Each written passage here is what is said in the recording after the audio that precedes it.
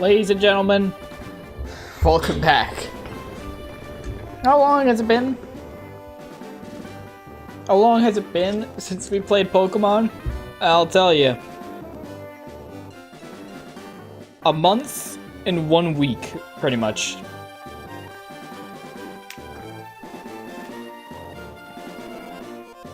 It's been that long.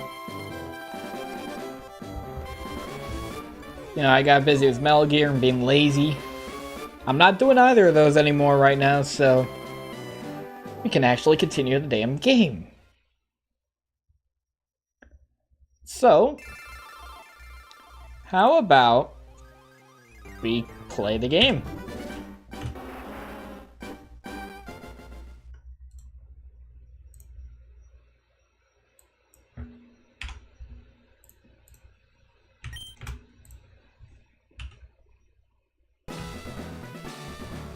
So, when we left off, about a month ago, we beat Misty, we got the badge,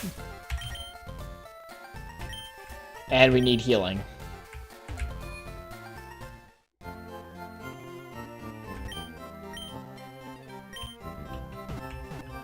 Our goal for today is just really make progress, getting back into the swing of things. We'll be playing Pokemon throughout this week. I want to make streams a more regular thing, so I don't have the bike. I forgot.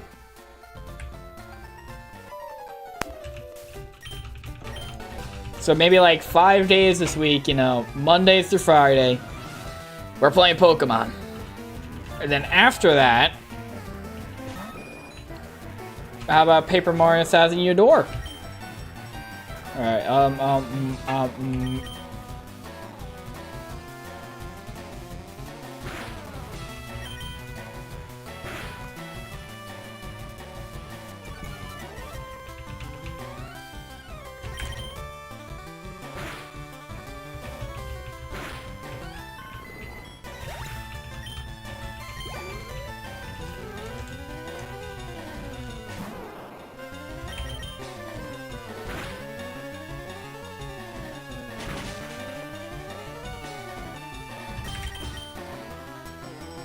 shit.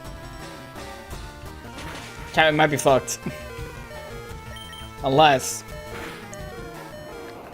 we good. We're fine.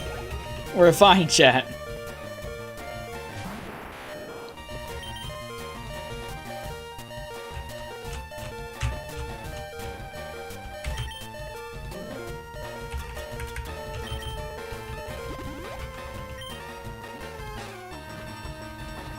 We'll see how far we get today.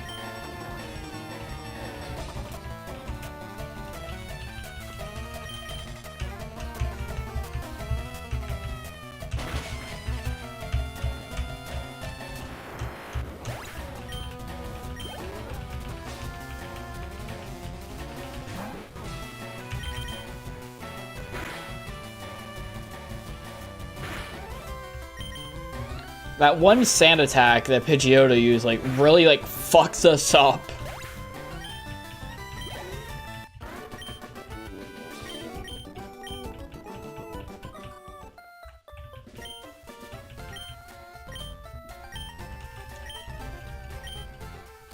On Route 24, we're not going to be able to catch much.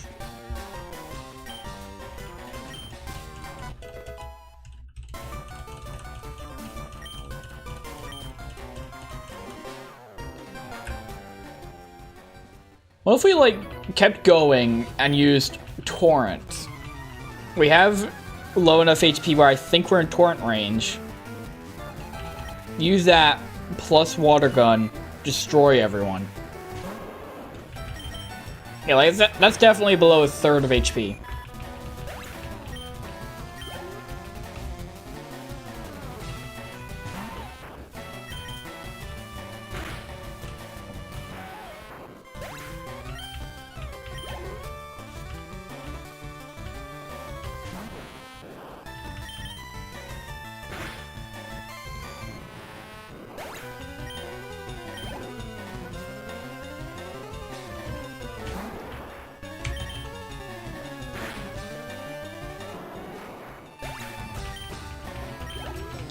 We just solo all these guys, I think. I don't think anyone could touch us. Unless I have a Bellsprout. If they have a Bellsprout, we might be fucked. But we will be fine, chat. Listen. We're good.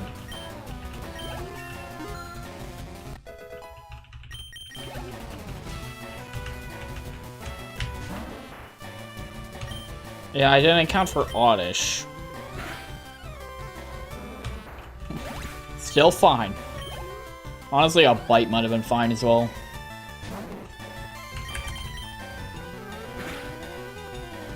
Yeah. We just win all these battles. There's nothing they can do.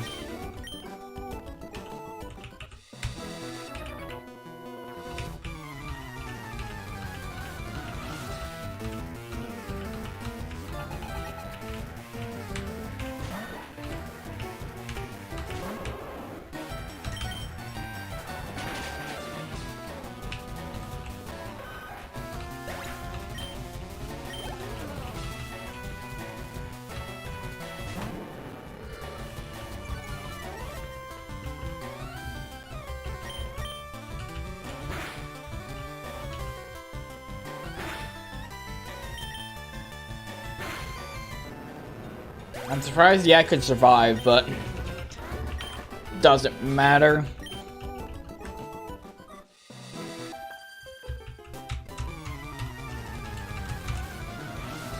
So on this route, we need to catch an Abra, which we already have. We already have an Abra because Emerald. You get Abra as a part of the regional dex there. We still need it, however, because there's going to be a trade in this game where we trade that Abra for a Mr. Mime, who we can't get an Emerald.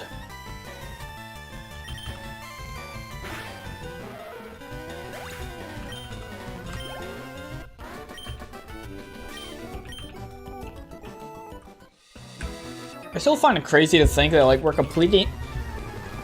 But, like, we're doing the Emerald National Dex. Yet outside of the regional dex, there's only, like, one stream's worth of Pokemon. Maybe I should take that into account before playing future games and how I do their Pokedexes. Because I gotta realize that if I do one game's regional dex and another game's regional dex, then the national dex for all of them for the first game, then I'm probably going to spend a lot of my time doing game 1, game 2, like one stream of game 1, game 2 again.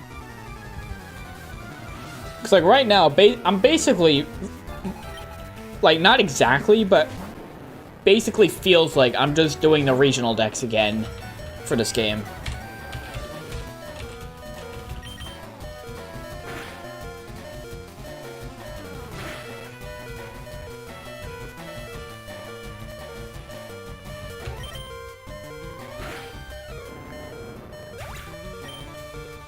Like, again, it's not exact, you know.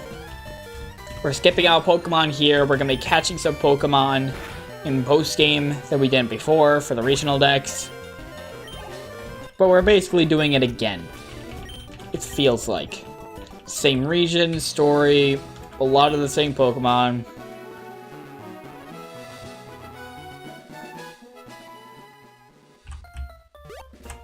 How many balls do I have? Let's see if I can run with that. That's all we'll need till Vermilion, hopefully.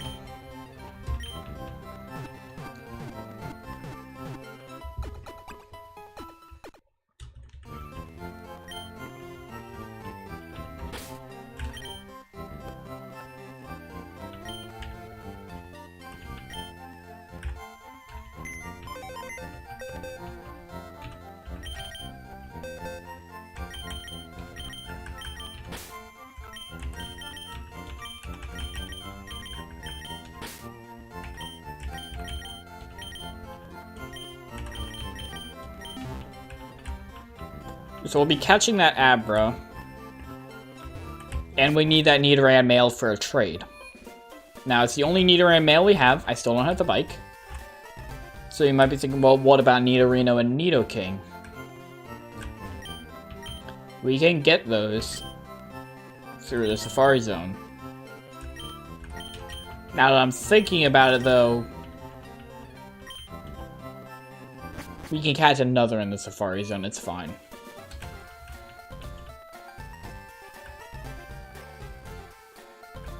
So in my head, I forgot that I have to...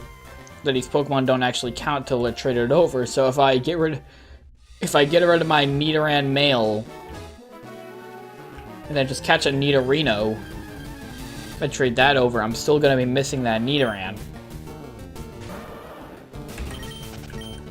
You know, in my head, I didn't account for that.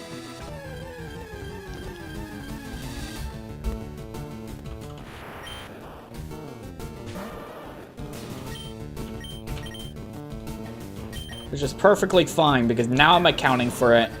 It's at the top of my brain, therefore, if we find a Nidoran male, I should hopefully remember to catch it.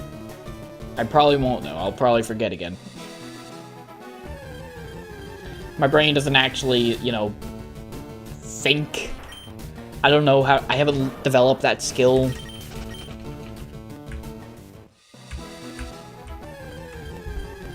In other news... new video Friday. End of the month, we're getting the Paper Mario video that I recorded back in March of last year.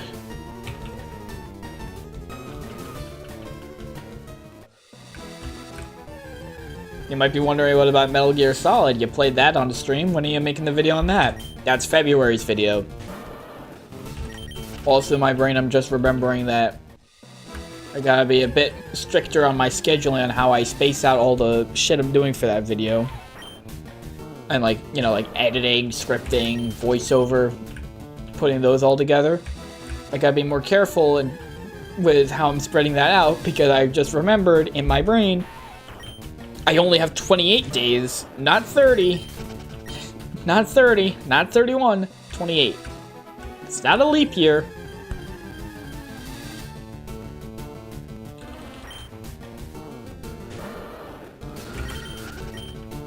I mean, it's nothing. If I'm diligent about it, I could get it done in like 2 weeks. Let's see, about like a week for scripting, 7 days for scripting, 2 days for voiceover, maybe 3. We'll just say 3 for simplicity. Now we're at 10. What did the Secret Service say when Trump got shot? What, they're gonna look into it? It's a tragedy.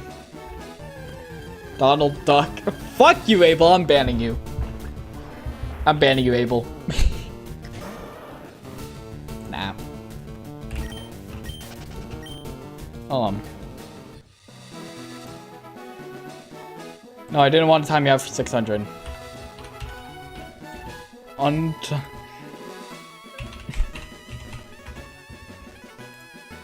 I thought clicking the timeout button on a Twitch chat window will allow me to select how much time, so I thought, you know, I'm gonna... I was gonna time you out for like 5 seconds, but I didn't realize clicking the timeout next to your name doesn't allow me to select how long.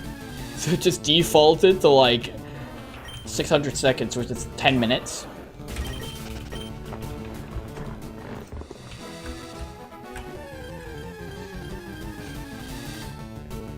You gotta agree, that was funny. It was.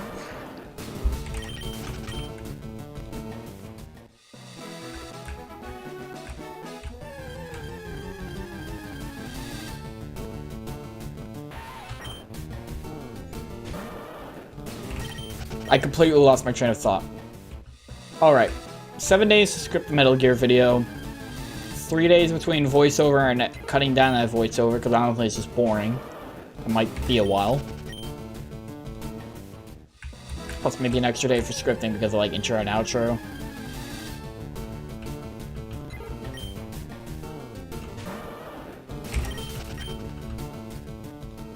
So we'll say 10 days. Yeah, I could get it done in like 18 days. 18 to 20 days for a video. If I like space it out well enough, that's my estimate on how long it takes for me to make one, so I'll be fine to do it in February.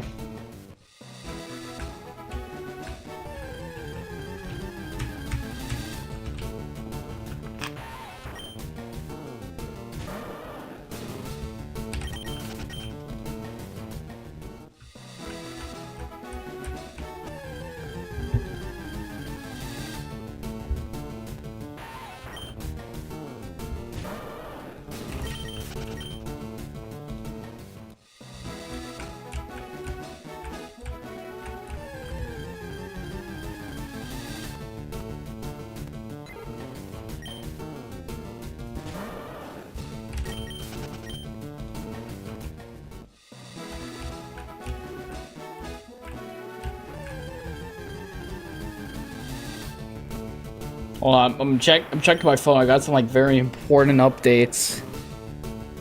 Ah shit, I got into another college. I don't know why they made the fucking text so small. Yep, I'm in. What's the scholarship like? Is it? Why do I have to keep zooming in on this shit? Alright, cool. Whatever.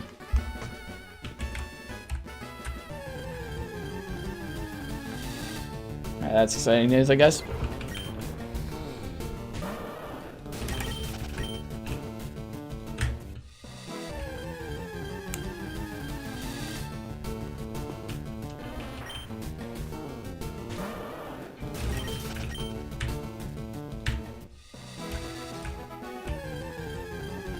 Bro, can I just catch the goddamn Abra?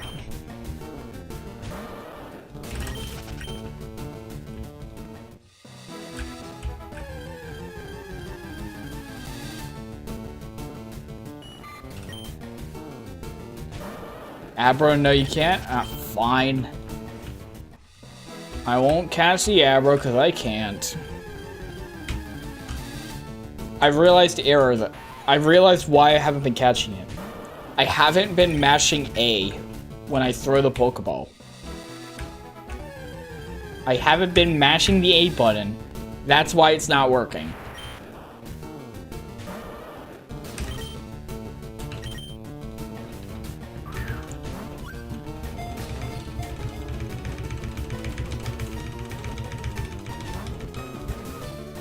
I need to mash harder. That's closest. I thought I was holding down B and L. No. No, it's mashing A. That's how it works with me.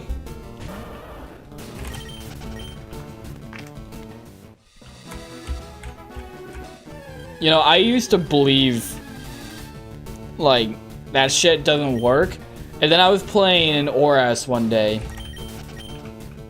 I got into doing that kind of habit, because I was playing ORAS, I was fighting Raikou, and I was trying to catch it. And I was like, what if I, like, mash A, like I've been told helps?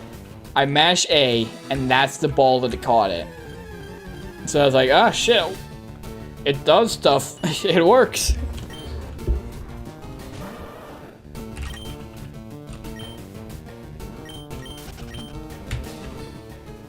I blame Raikou for me doing that.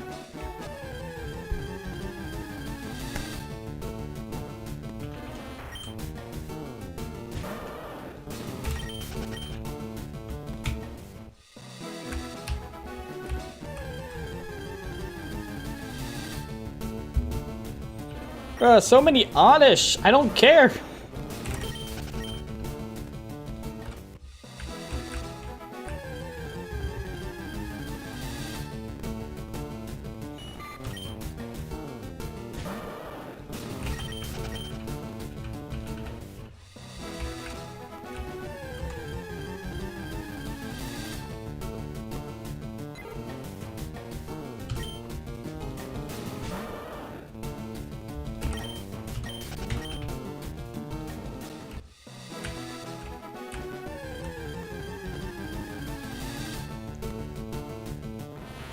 Metapod.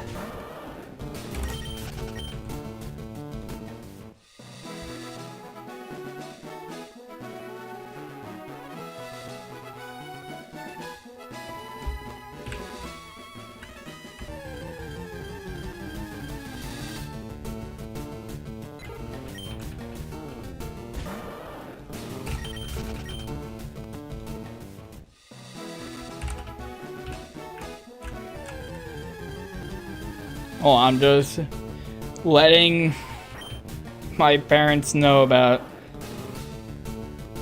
important shit.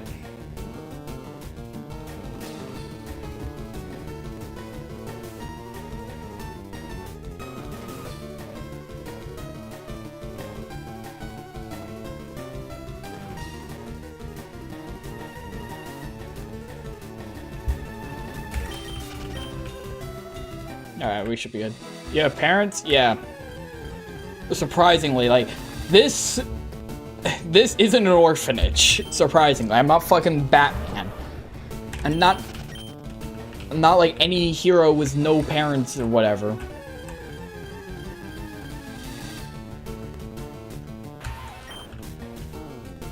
Although, given the kinds of dumb shit I do sometimes on stream with Mario games, you'd think I'd have no parents, because, like, why the fuck would they let me do that? What kind of parents will let their kid play Mario for 46 hours straight?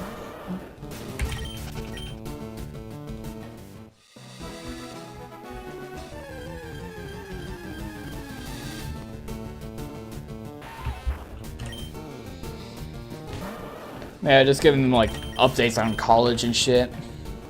Because I got into another one.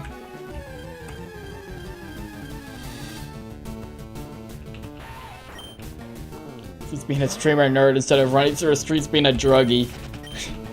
Exactly. Listen, man, these streets around here, I could get weed so easily if I wanted.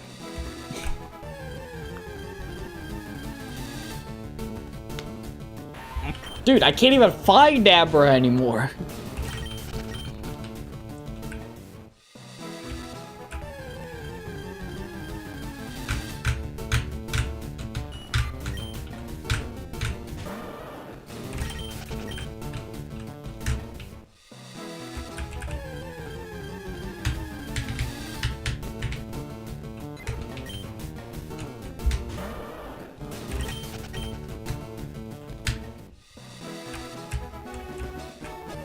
Do you technically count as an international student when you get accepted to American colleges? I don't think so. Because I've, like, all throughout grade school, I've been going through the American education system. So I don't qualify as an international student.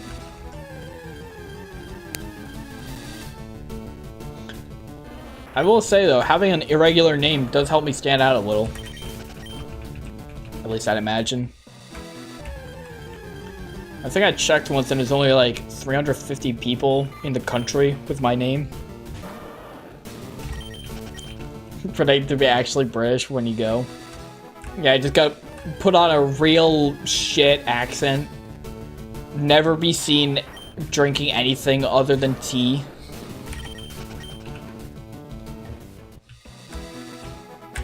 And like screaming about soccer, except I'm calling it football.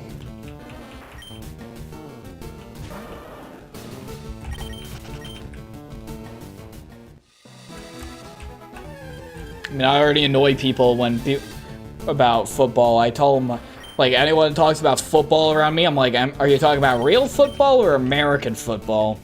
Or sometimes, if they're an immigrant, you talk about real football or rest of the world football.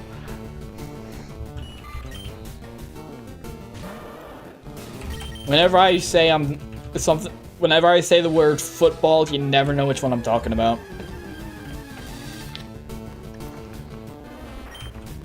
I like to keep it that way. It's funny. I could say football is a terrible sport, and no one knows which one I'm talking about.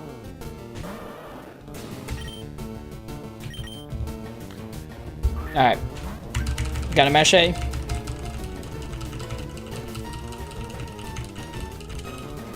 There we go. That's all it took.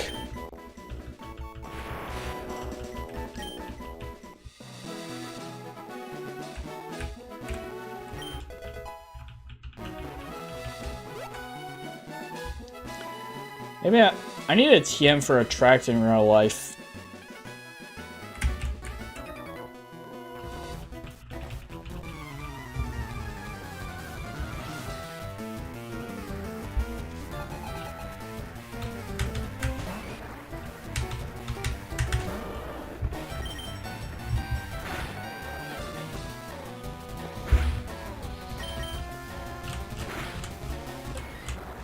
One good thing about Pokemon games, it's very easy to take your mind off things while playing them. Like, you know, I had exams today, I have exams tomorrow, but take my mind off it, just play Pokemon for like 2 hours. Don't think about things, don't have to think about things or actually try. You are a spinner in this game, I forgot.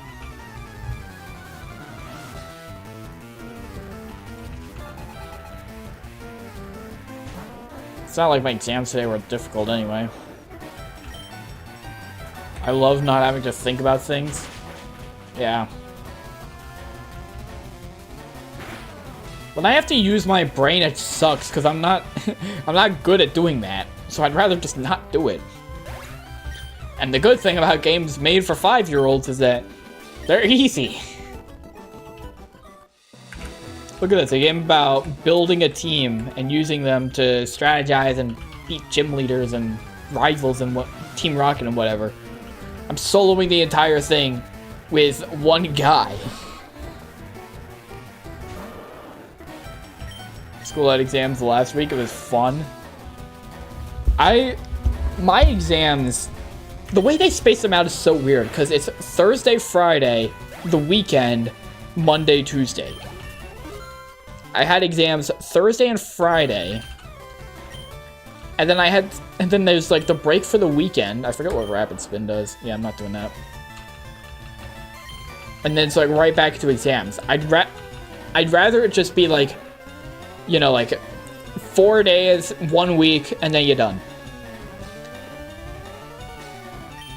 Not having to like give myself a big break in the middle. The thing is though, like I'm a senior in high school, so I pretty much have like no difficult classes.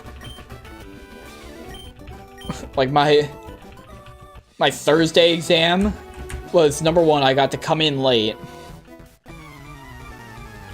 No EP Calc? No, I'm in Pre-Calc I'm not even in Pre-Calc, I'm in Pre-Calc Essentials. I'm in like baby shit class. But like Thursday, number 1, my first period was a study hall, so I didn't even get to have to come in until like 10 a.m. And then it was pre-calc, which is, I think it went fine. A couple questions I looked at, I didn't know what the hell I was doing, but listen, as long as I get an 80 or higher, so I can be exempt from the final, I'm fine. That's all I really care about. And then Friday, I had gym. I don't have cut yet. What am I doing? Like, Friday, I had English. English is honestly just really easy because the multiple choice is always so easy. Like, just remember the basic plot of the books we read. That's about it. And then, like, I just kind of hope that teachers aren't really grading the essays seriously, because I have 40 minutes to write an essay. What do you expect? Then after that's gym, so I went home at like 10. Today I had a fucking choir exam. You know what a choir exam is, chat? We just did a class for 2 hours. It was just basically a regular class, but we had double the time. And we still didn't get through everything we were gonna do today. I also had computer science, but like... computer science exams the AP Computer Science Principles is like a pathetically easy class for being an AP class. Like the test, because depending on the like where you're learning it, you know, you might be learning different coding languages. Like for example, my Computer Science Principles class, I'm learning JavaScript. Some people might learn Python or regular Java or C. So as such, they don't put an actual code on the coding on the AP Computer Science exam. It's like a made-up general language that is so easy to comprehend that I think anyone would be able to ace those tests. It's not even like, can you code? It's, can you fucking like figure out basic logic? Because it shows like, here's a string of events. So like X is set to 5, Y is set to 3. Repeat this 5 times. If X is equal to 3, then do this, else do this. Like, anyone could be able to understand that just by looking at it. You don't need, like, knowledge on how to code to be able to understand that basic. Okay, maybe like a little. But nothing that you wouldn't learn in, like, playing around in Scratch in, like, 7th grade while you're in the computer lab.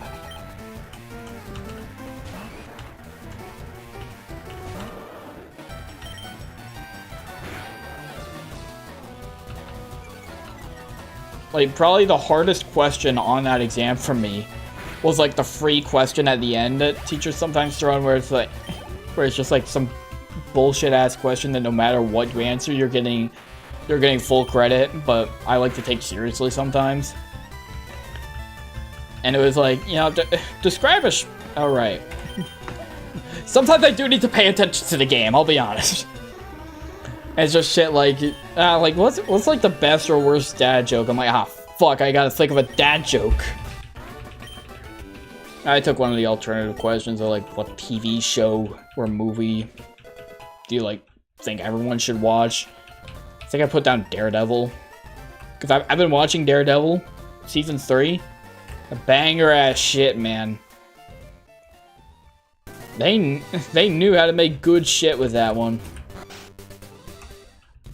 I'm only 7 episodes in though, so maybe it all goes to shit. Who knows?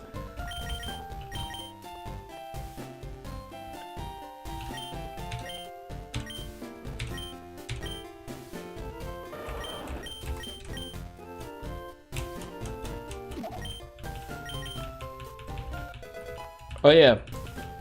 So over like the past couple of months, I've been watching the entire MCU.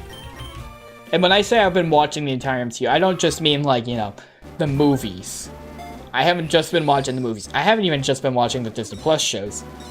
I haven't even gotten that far. Because I decided I'm gonna watch all the Netflix shows. I'm gonna watch all the ABC shows.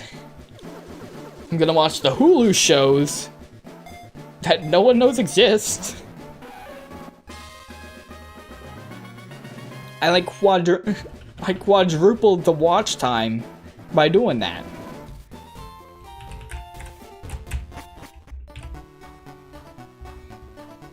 And I can now proudly say that having seen Infinity War and Ant-Man and the Wasp now, I'm now 3 movies and 8.5 seasons of TV away from the multiverse saga.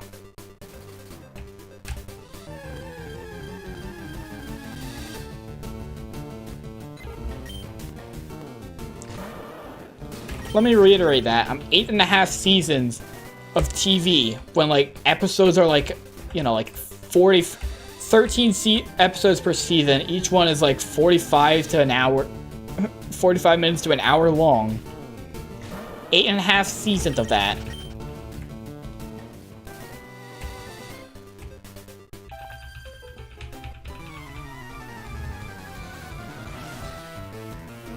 Like, I'm through the bulk of it, but still got a long way to go. Oh.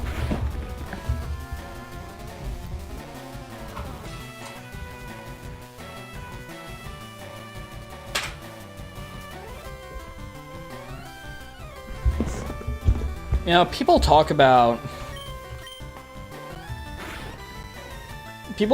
like, oh, you know, like Phase 4 and Phase 5 of the MCU. They're just making too much shit between the movies and the Disney Plus shows.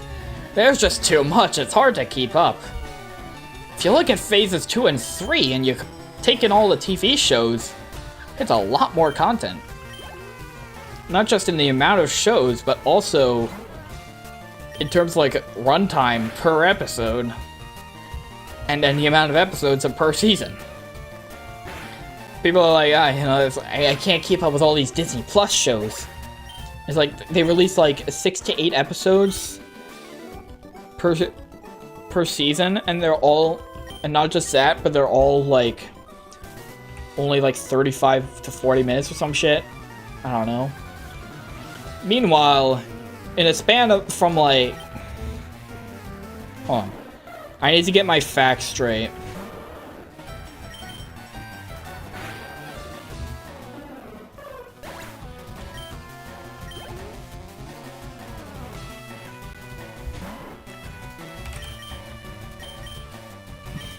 Oh, alright. Gotta pay a bit more attention to the game.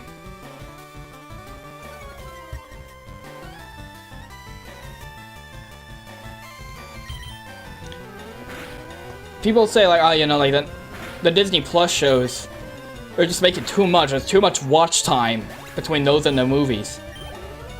From 2015 to 2019, there were Marvel shows on Netflix.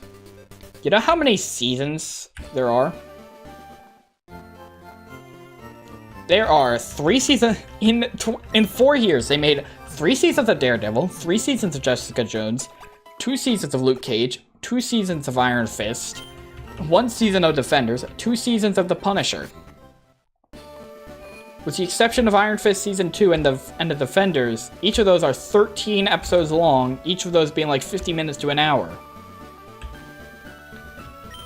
You'll be fine to deal with like 3 Disney Plus shows a year. Keep in mind, I didn't even, like, that calculation I just made, not even accounting for Agents of S.H.I.E.L.D., the other ABC shows, the Hulu shows. You guys remember Hellstrom? That exists, apparently.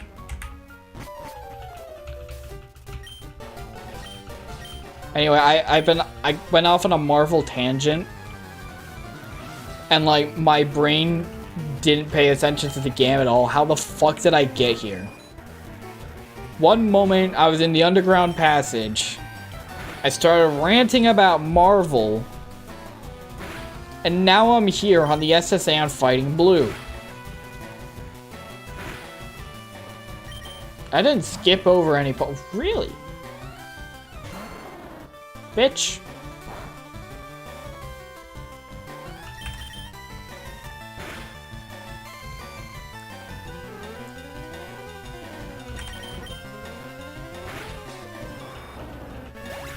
Yeah, I didn't skip over any Pokemon.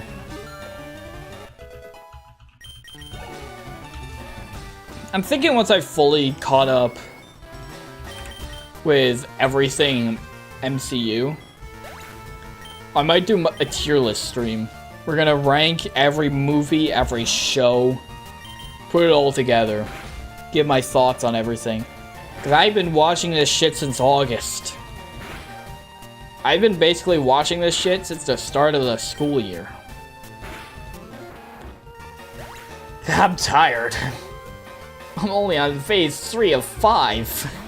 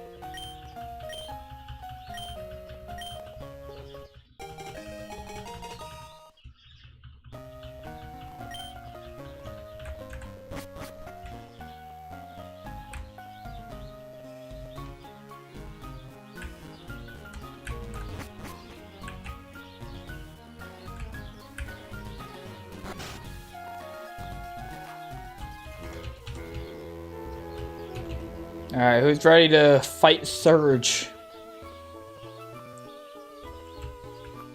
My brain's paying attention to the game again, like... We really are just about to go fight Surge.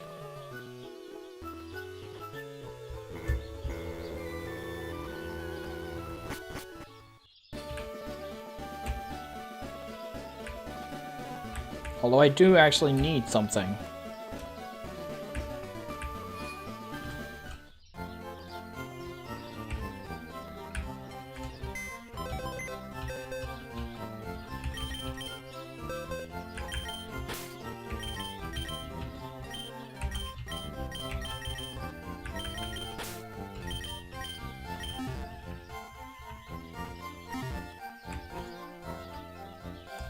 We need that Spearow. It's the only way we're getting far-fetched.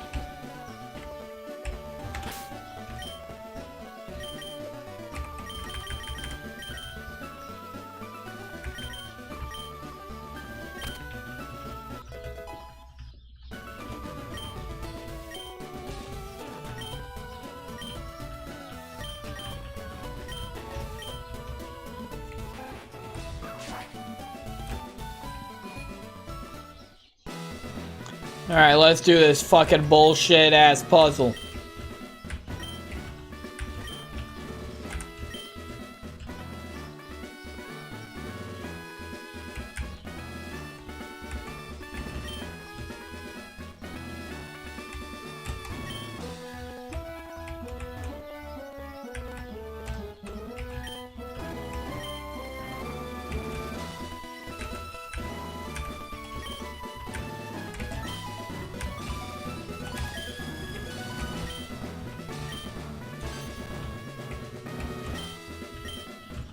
I had to wait till the end as well. Thanks, game.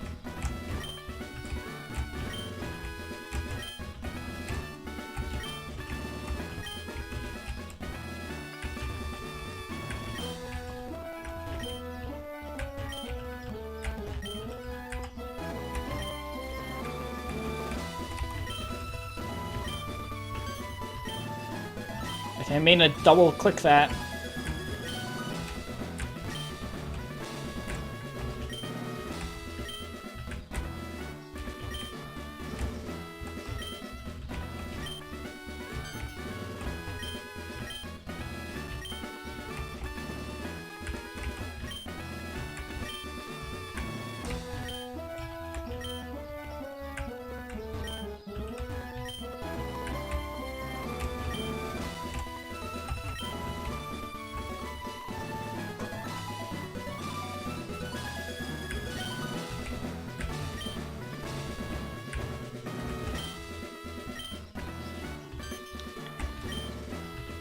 There we go.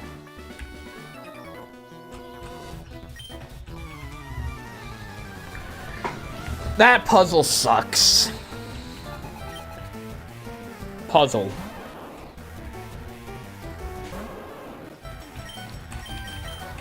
Alright, I didn't actually heal, and therefore, I'm gonna have to do that again.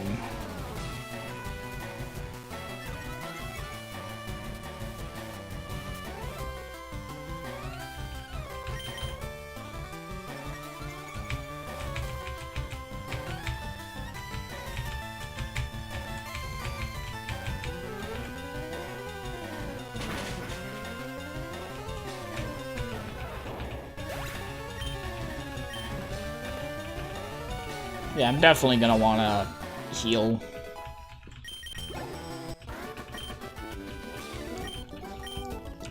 Right. All that and for what? To go back out?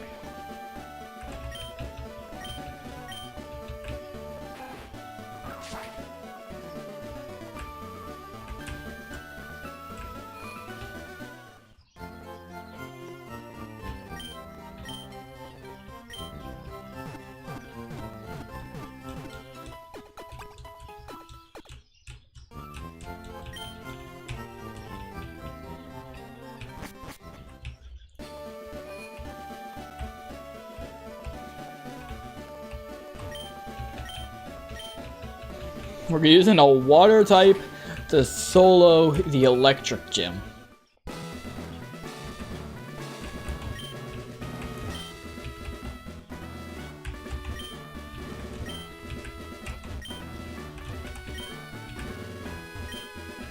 Oh wait. Never mind, we don't have to do any of that.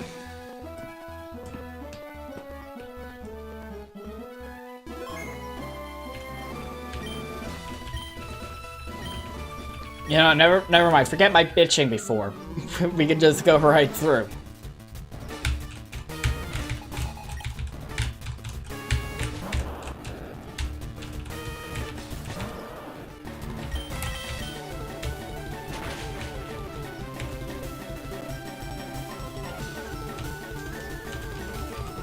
If we get paralyzed at all, we're fucked.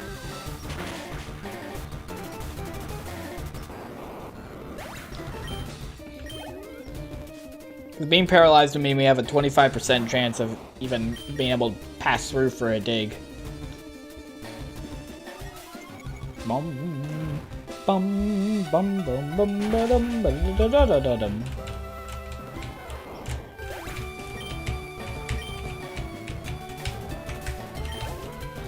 That's a problem. Right there.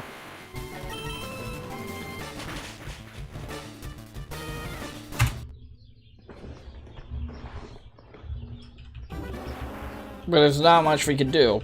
We have, like, just all physical moves outside of water gun. What the fuck is a water gun gonna do?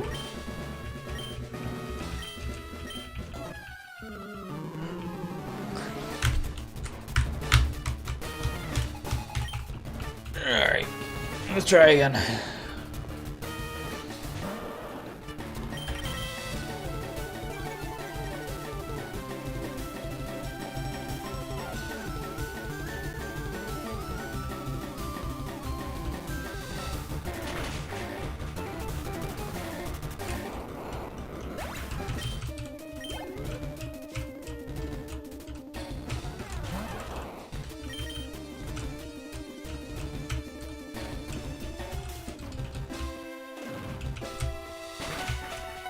Am I guaranteed to get paralyzed from static?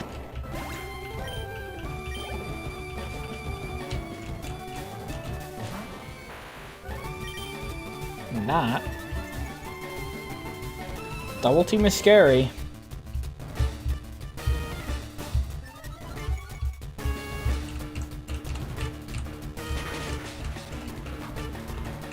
The fact I don't kill is scary.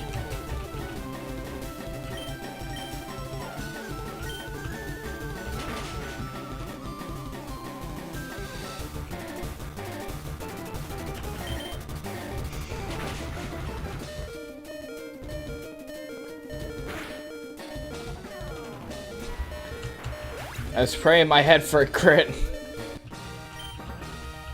But I don't know if a regular bite would do it.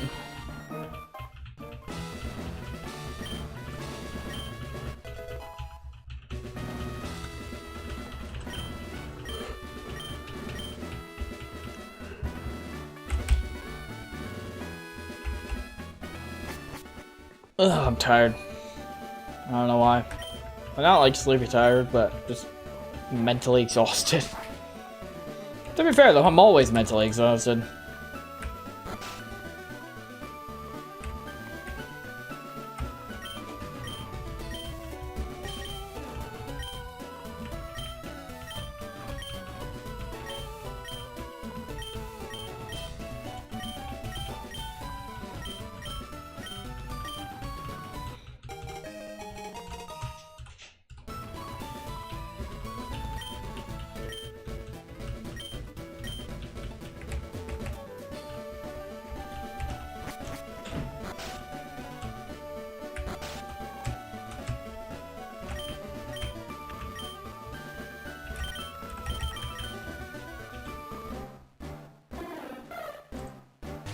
For the first time in like over a month, this progress counter goes up by 1.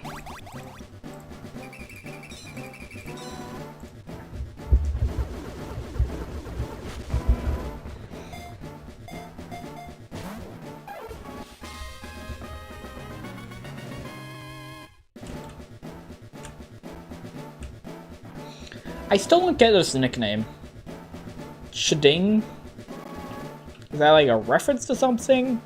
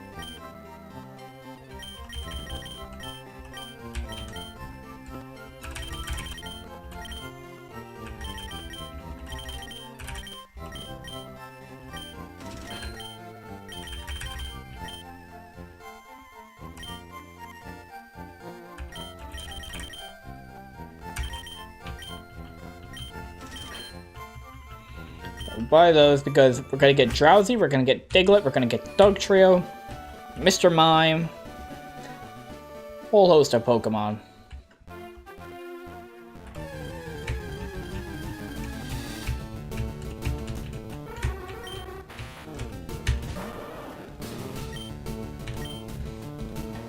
No kill.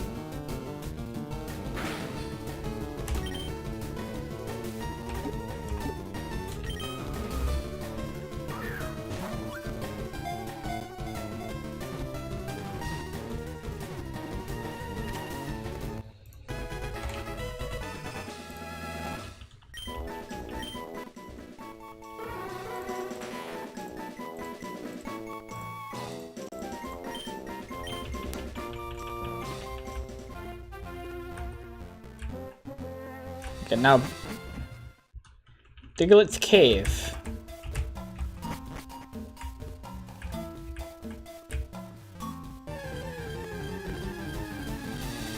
This one's a bit tough. Gonna have to repel Manip.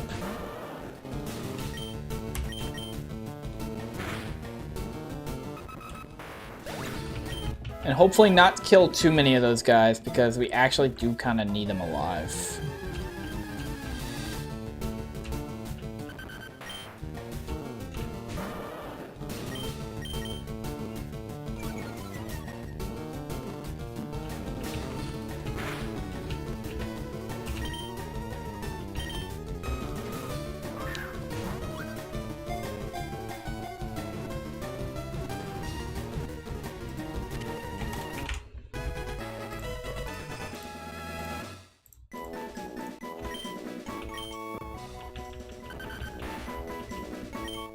Alright, so now with that, we're gonna repel. Because I believe we're still at a level where we could find Doug Trio. What's up, Ultra Duke Gaming? Welcome to completing the Pokedex and Emerald. Except we're not gonna be playing much of Emerald. We keep the repel going, because then we can find a Doug Trio. This guy, right here.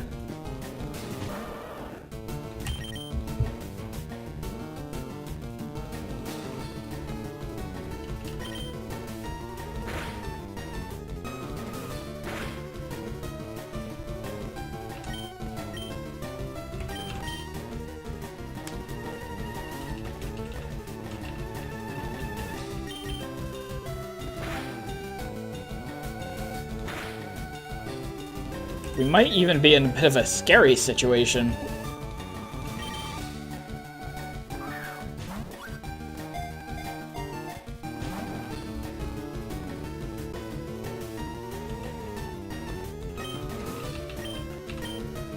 We have 12 balls, plus the HP of whatever Pokemon we have with us right now that we have to worry about.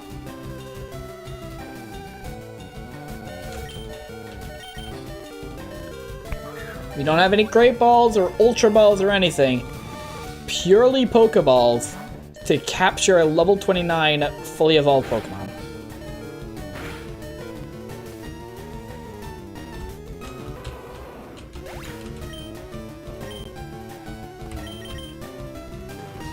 All these guys died in one hit, by the way. Just want to clarify that. Please. No. At least there's that. At least it can't really do much to Pidgey.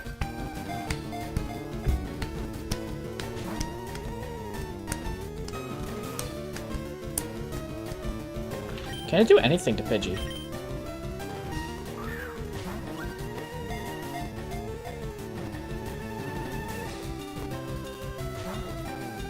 Bitch.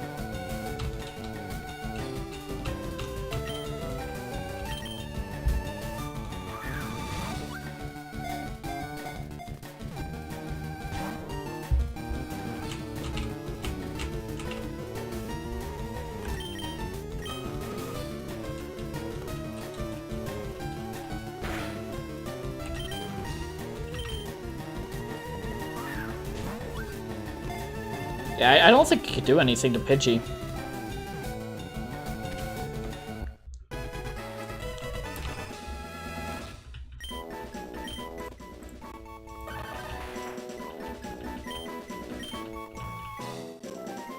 With that, we have as many Pokemon. Fuck you, man. Uh-oh. It's accounting for the fact that I have a Pidgey.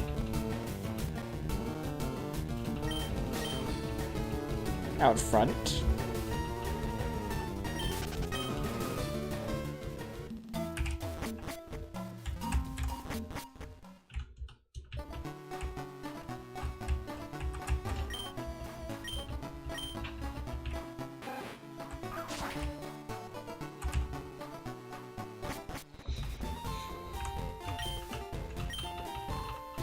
So we have now, between Emerald and this game, we have as many Pokemon as there are in the Gen 2 Pokedex. A whole 10 hours faster than it took us in Gen 2.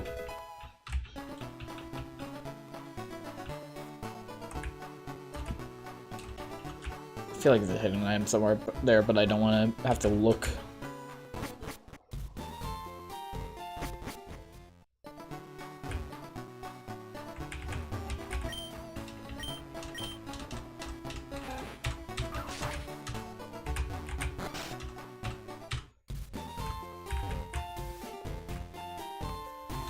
Now you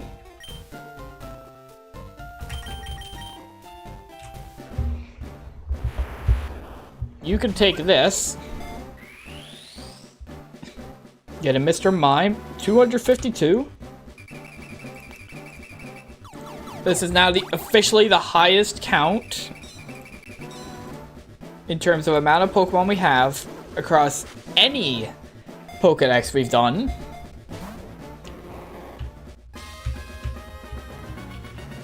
Higher than Gen 1, higher than Gen 2, Gen 3 Regional. We've never had any more than we already have. Problem is, we're still like 134 short with Amnesia the Cow. 134 Pokemon that we still need to obtain.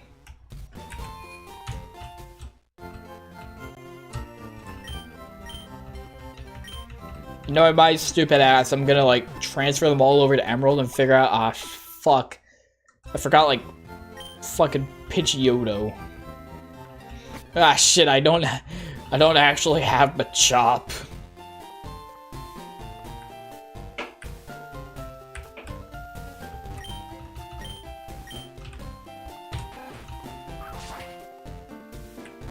It's gonna be some stupid shit like that.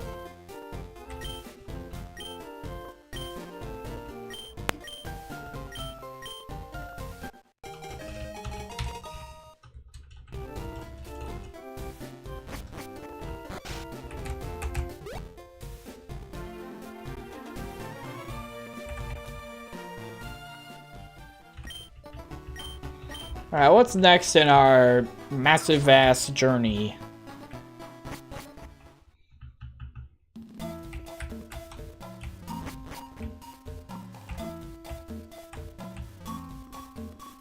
Do you have Twitter? No.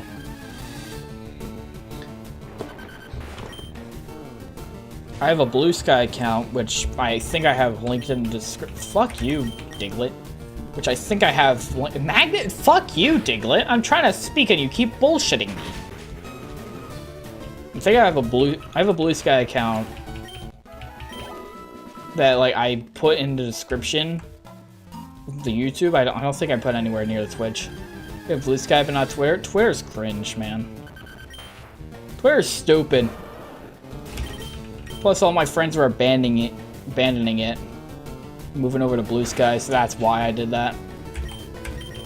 Why does every Diglett have Arena Trap and always get high rolls on Magnitude? Why can't they get, like, Magnitude 2?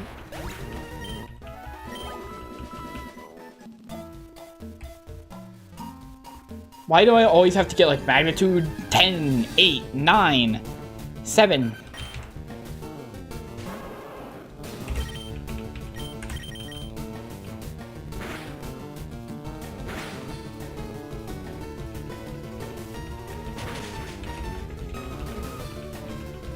Must have pretty interesting friends then. I mean, when am I laughing at least you have friends? Well, interesting is definitely a way to describe the people I talk with.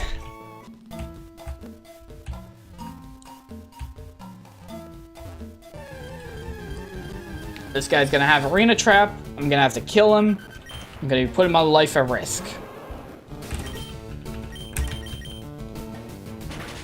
At least I have cats? Dude. Do you need friends when you have cats in your life? Do you even need them?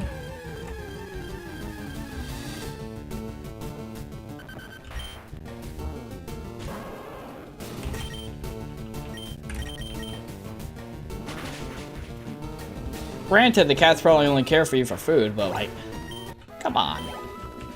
They're adorable. They get a pass. Maybe I should have popped a repel.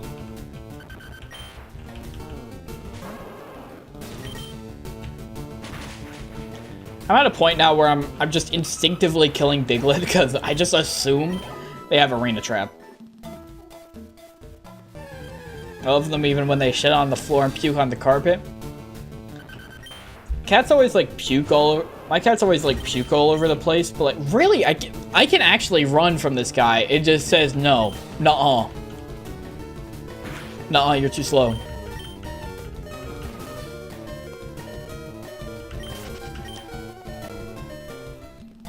Cause like my cats, they chew on like fake plastic plants that we have in my house, and then they always fall for that shit. They always find a plant and it's like, ooh, plant, I'll be eat that. Every time they eat the same plant over and over, not realizing it's plastic. And then they throw up. Like, what are you doing? What are you doing? This is like the 5th time this week.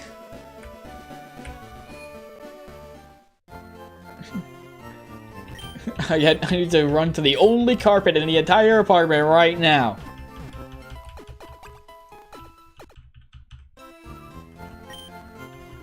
I mean, my cats puke over the carpet. They don't exclusively do that.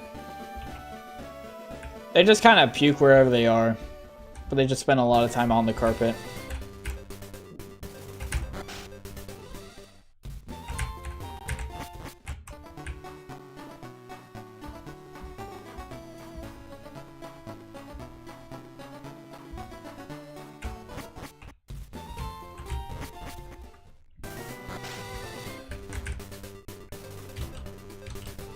And I swear, whenever my cats puke, it's always like the same 2 over and over.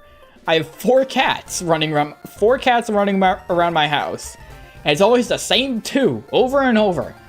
The 2 that keep chewing the plastic plants.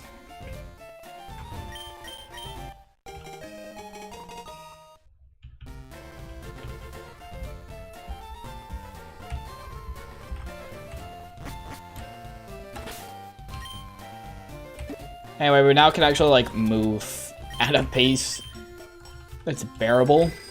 Look at this.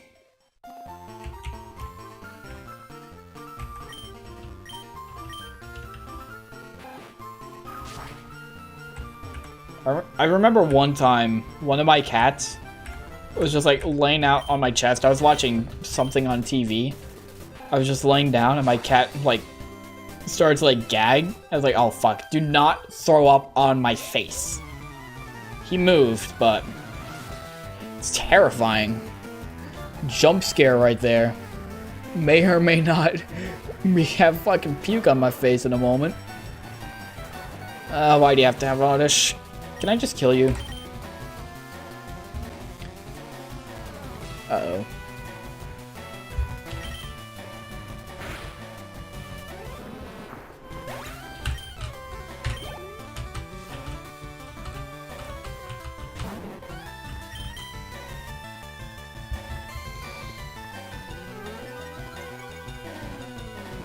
We got nothing we need on this route. It's just Onyx and Rock Tunnel. Fuck you, just die!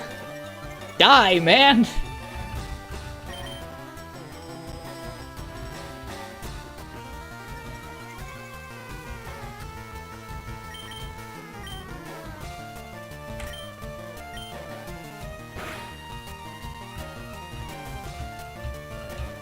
Good. Holy shit. That kick's like 70% accuracy? Yeah, but like, come on, 3 times in a row? Really? What was that, 3 or 4 times in a row? Did you really have to do that, man? 1 out of 5 PP.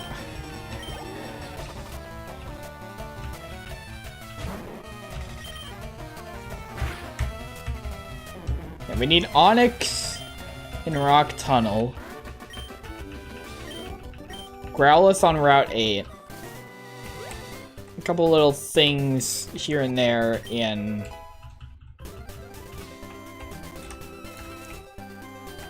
You turn right as I move. Fuck you.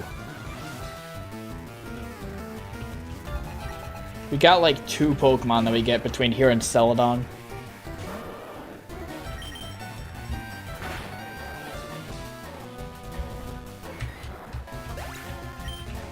I might want to pull up a map before we go into... Actually, no. We could just flash.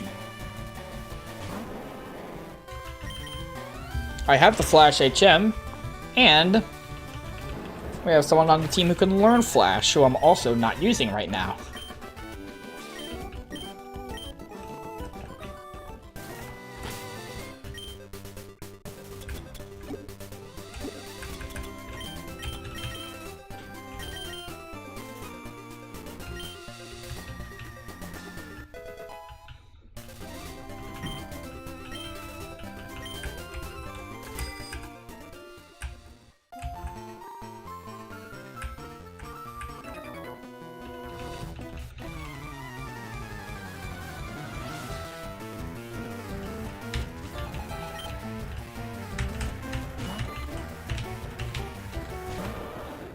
I think we'll do Erica late, because, to be frank, I don't know if I'd be able to beat Erica. Like, at least with Surge, I was able to get Dig, but, like, I think we're a ways away from being able to do much to her. Where do we get Blizzard?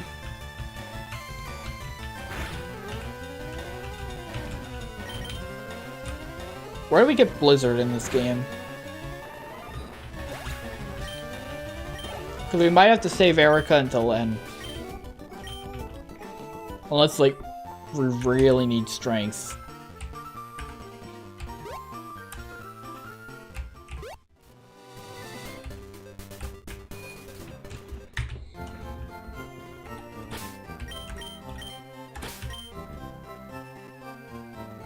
Alright, I already taught it.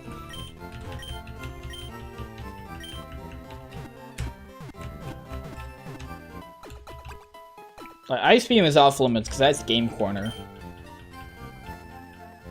Yeah, it's Game Corner.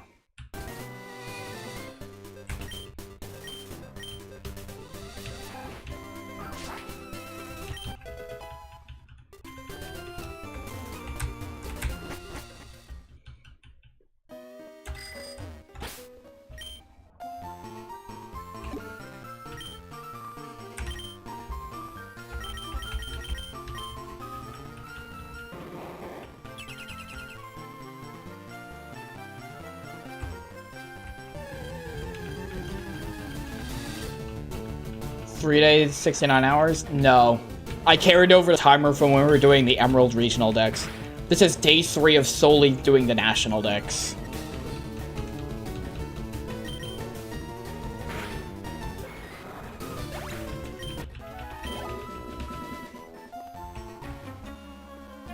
Wait, that wasn't even a try. I was too busy looking at chat. I didn't realize that guy was not the trainer. That was just a wild Pokemon. I just killed him a chop for nothing.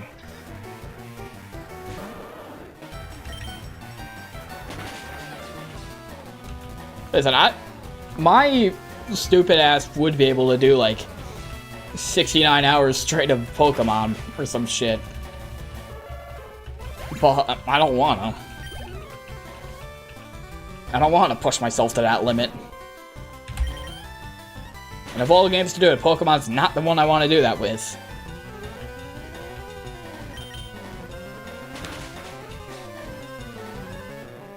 Killed him a chop to show him who's boss. Yeah.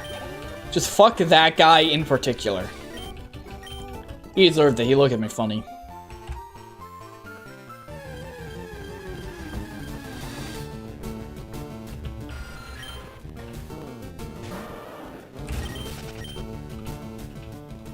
"60 straight hours? I'm not doing a 60 straight hour Pokemon marathon.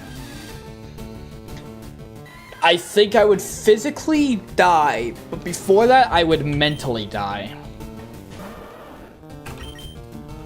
Pokemon is not a game I think could last me that long.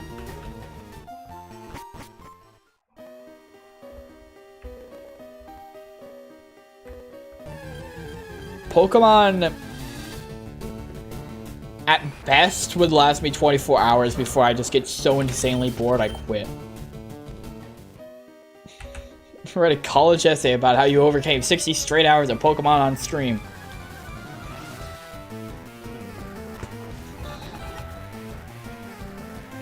My capstone thesis in senior year for game design is how Pokemon captivated me so much that I played for 60 hours straight. In analyzing a Pokemon game, I'll make one of those like 8-hour video essays on a Pokemon game.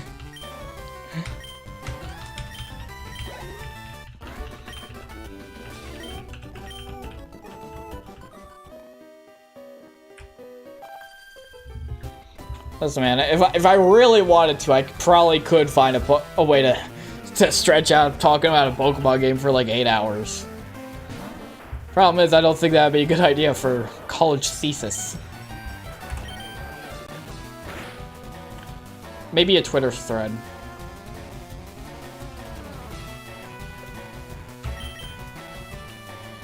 Gen 5 prior, that'd be a valid essay. Anything Gen 6 and beyond, I don't know how you make it last 3 hours. I watched a 7-hour essay on Omega Ruby Alpha Sapphire, and I'm watching a video from the same guy that's 11 hours of BDSP. So, I definitely, and considering I'm one of those fuckers who likes Gen 6, you know, I could stretch out 8 hours of ORAS.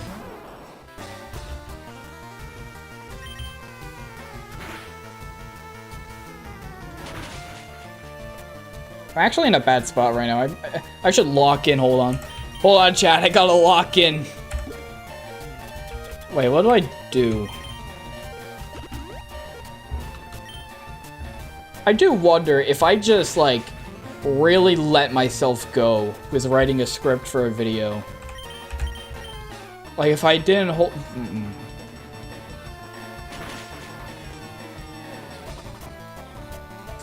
do I have revives in the back? Do I have revives? That's what tell me XMI leaves more content than Black and White. Dude, as a Gen 6 defender, even that, I could say that's bullshit.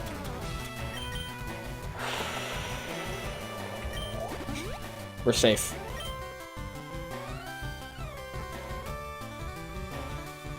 Yeah, lock-in is like a good phrase. I like using lock-in.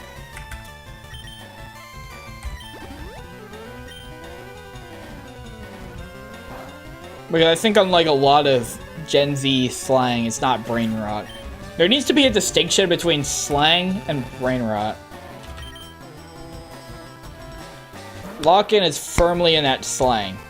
It's good slang as well. Good. Bulbasaur scary. Bulbasaur scaring me.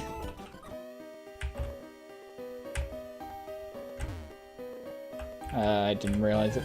There was a guy there. I'm glad I didn't get caught. Oh right, I do need to catch you. I nearly forgot. Get in. Yeah. Don't do that. Don't kill him.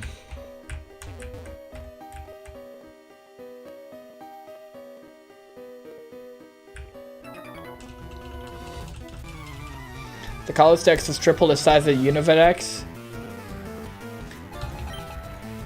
Yes and no. In terms of new Pokemon, no. In terms of the amount of Pokemon total in the regional Dex, yes. The Gen 5 regional Dex is 156 Pokemon in black and white of all the new ones. They added like 100 more in black and white too. Kalos' regional Dex is like 450 if you include all the new Pokemon and all the Pokemon they're bringing over. All the Pokemon you have to catch in order to get that regional Dex diploma. It has the biggest in the series, excluding DLC. So in a way, yes, it does have the biggest Pokedex. Paldea is 400. Paldea and Galar, outside of DLC, were 400 each.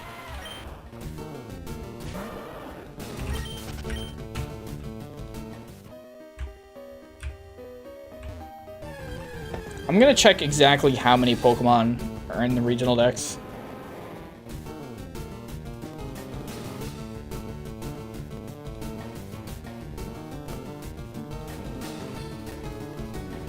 $457 Pokemon in the Kalos Pokedex.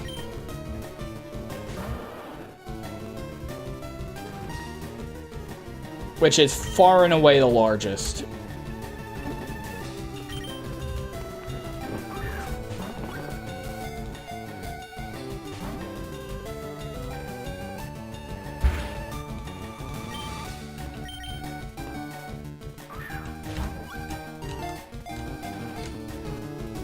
That's kind of dumb. The Kalos Dex is Pokemon native to Kalos. Unova Dex is Pokemon native to Unova. Yeah. Galar's the smallest regional Dex ever. I feel like saying, like Kalos Dex, Unova Dex, all that, it can be a bit subjective. Because some people interpret that as just like all the new Pokemon they added to that generation. Some people, like me, would interpret that as Pokemon that are in that region's regional Dex, so you have to catch to get the diploma and all that.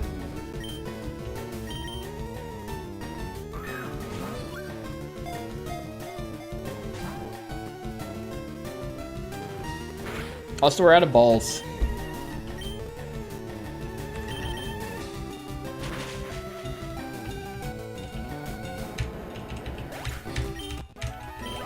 Please, Lavender, have great balls. Please, Lavender, I need great balls.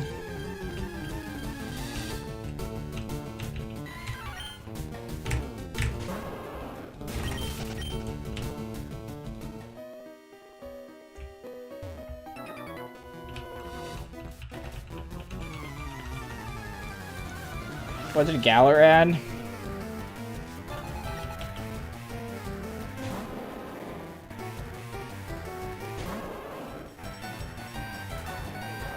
$96.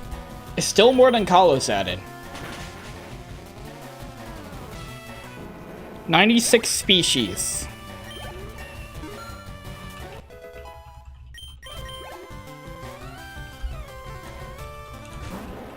Well, 89, then like 7 more in DLC.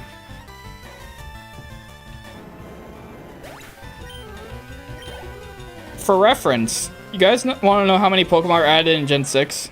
72.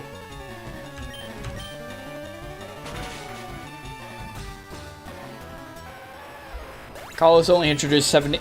72 new Pokemon. And like, to be fair, I'd imagine that's because big transition period, they had to make models for every Pokemon. They were making models for 700 Pokemon. They probably didn't have time to add another like 50 Pokemon to the regional decks. There's a reason why from Gen 6 onward, as soon as I started using 3D models in the main games, the amount of Pokemon that got added per generation fell dramatically.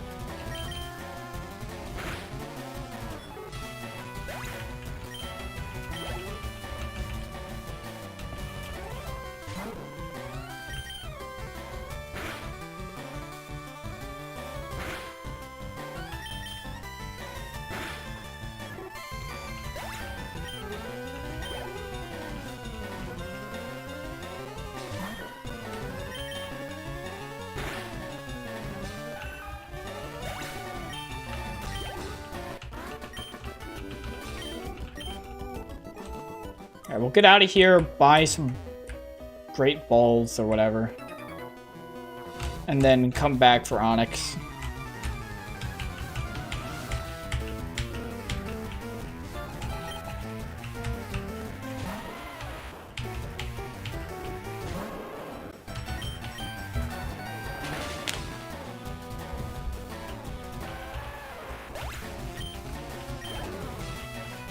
I think we could probably play up to about Erica. I don't think we're gonna actually fight her yet, though. We'll just beat Rocket Hideout. That'll be as far as we get today. You know, why does Graveler have 4 arms? Like, Geodude has 2 arms, he gets 4 arms in Graveler, and then goes back to 2 arms in Golem. Like, what happened there?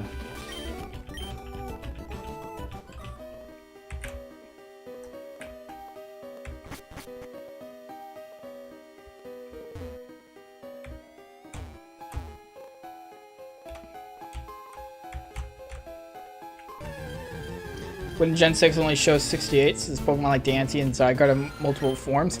No, 72 is unique species. So that's excluding different forms. So like no Mega Evolutions, no... Well, Zygarde's forms didn't even exist until Gen 7 anyway. It's like no Mega Evolutions, no like shiny palettes counting. Form changes, those don't count.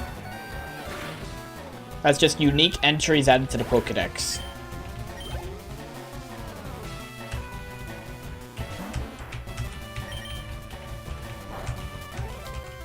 Pay attention to the game, man. I brought this onto myself.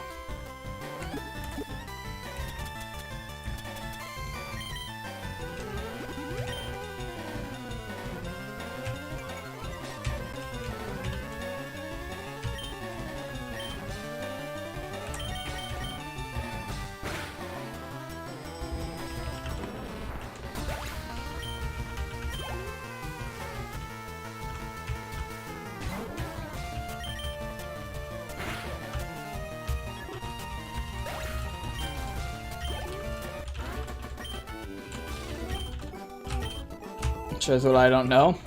And, sometimes you just forget how things work around here. Big ass franchise, you can't be expected to memorize all of it. I have no idea what a Nana Berry does. I just know it's there. And I'll probably never use it. We still need to get that Onyx, so we'll go we're going back in. So we back in the mine. And hopefully, I could buy Great Balls. Please. There's no reason I shouldn't have been able to buy one in Vermilion. Sure, take the whole stock. That's all I need.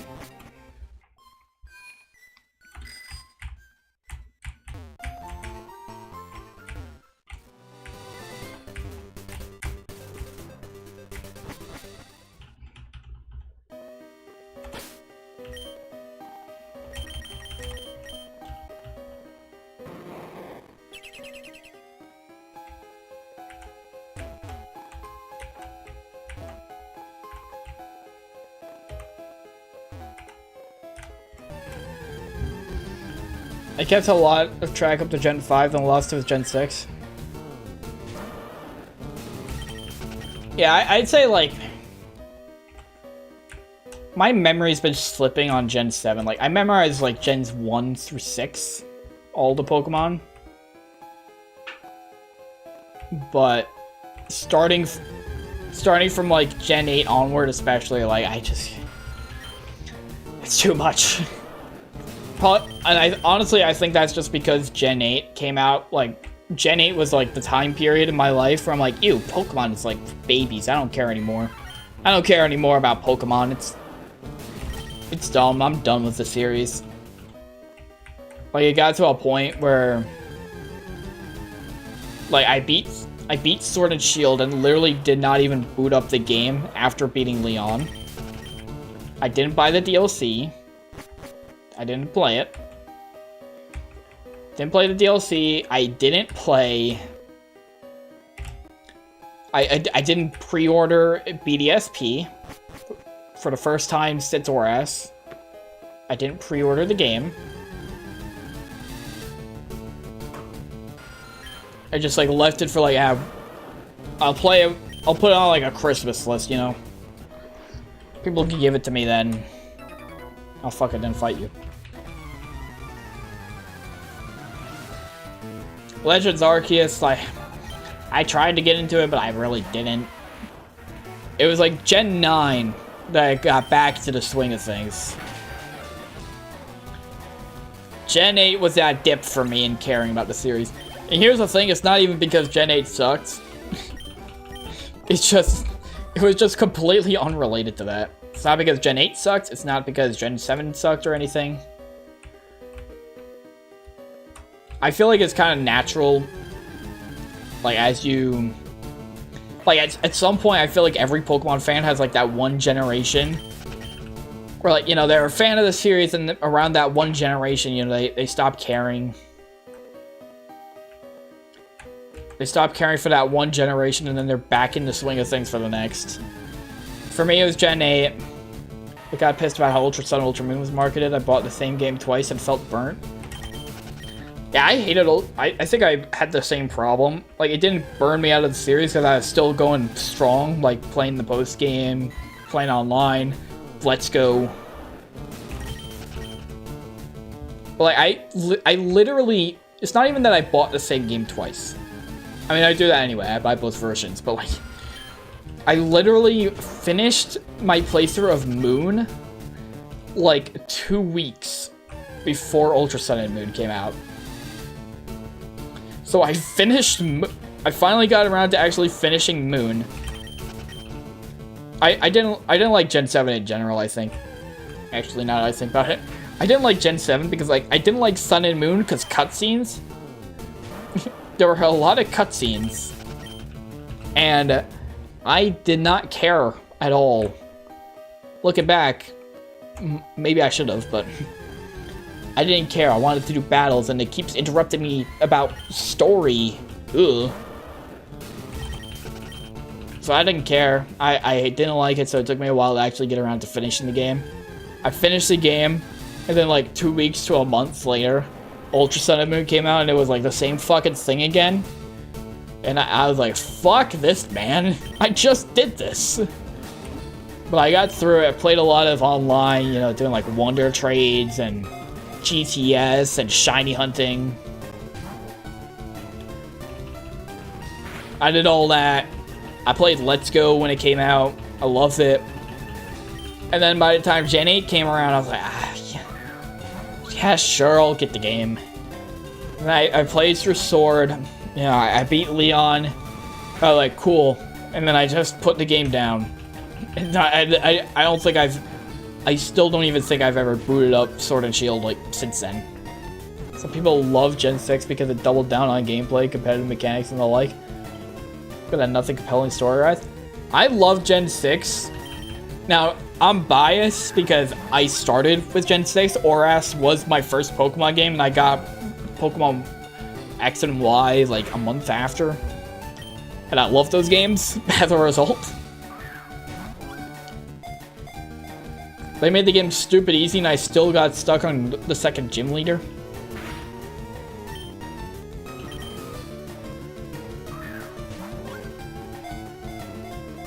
Like, I still love the games. I'm nervous and excited for when we get around to playing those games again on stream. Because on one hand, like, oh man, these are the childhood Pokemon games for me. I'm excited to play them, but at the same time, I feel like if I play them now, I'm gonna be like, ooh, these kind of suck, don't they? Like, I love X and Y because of nostalgia, but I haven't played it in like 7 years. I feel like if I boot up the game and start like actually playing, I'm gonna be like, oh, this kind of shit. God, the story here, like, what the fuck are they doing? The difficulty, ugh. The rivals, what the fuck are they? I'm scared I'm gonna have that reaction when I play Gen 6, and I don't want it. Gen 1 and 2 stories were non-existent. 3 and 4 stepped it up. Gen 5 had an amazing story, but did nothing mechanically over Gen 4. I think Gen 5 started like the shift towards competitive. Gen 6 really racked it up. And then like by Gen 8 and 9, it feels like competitive is their main focus.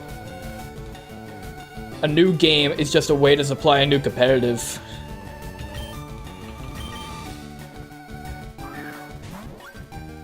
I feel like Gen 6 and 7 hit that perfect balance of like, you know, we're still making the games you love from before, but we're also putting a lot of emphasis on competitive.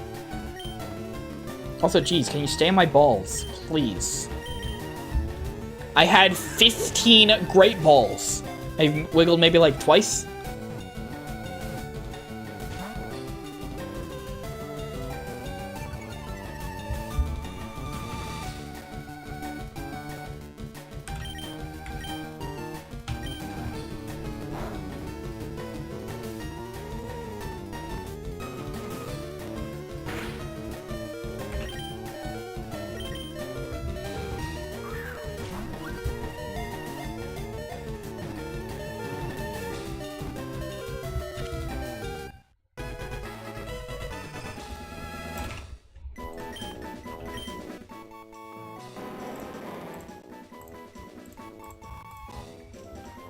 We wanted to first say when Pokemon was to double down on the single player story and not give two shits about competitive trading and the like, they could do amazing things.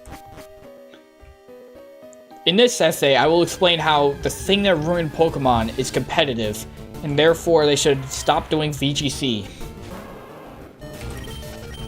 VGC is what ruined Pokemon, and they should actually stop doing these tournaments. Here's my 30-minute long YouTube video essay, which I put together in a week. My sources are this one Reddit post I found. I made it the fuck up. Oh yeah, by the way, that Reddit post was from me. A deep dive into Gen 1. It's through Gen 5, and by that I mean I watched these video essays from these people to learn about it rather than form my own opinion. Also, this one video essay about the whole series that actually is apparently not good. Those are my sources. They're very reliable. I love Coliseum and X-Days as single-player games. I'm excited to play Coliseum and XT.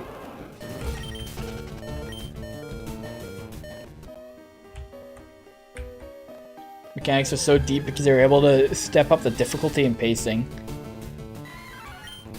Yeah, I'll be interested to see how those games go for me. I like the idea of like full double battles all the way through. That sounds interesting.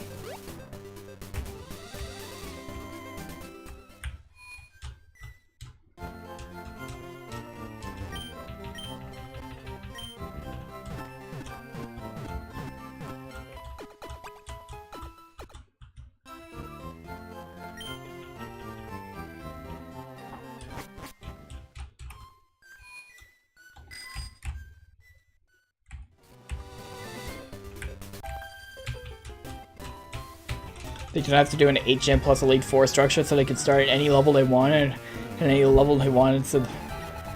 Yeah. Like, I've seen little bits of it. You start at, like, level 30 or some shit? Like, level 25 to 30? You're starting at that level? That feels weird. What the hell are you doing at that level? You're starting with an Espeon and Umbreon? Excuse me? Easy I get, but Espeon and an Umbreon? Really? You need both of them? You find the Gen 2 starters immediately and they're already, like, close to their final form? What the hell is going on here?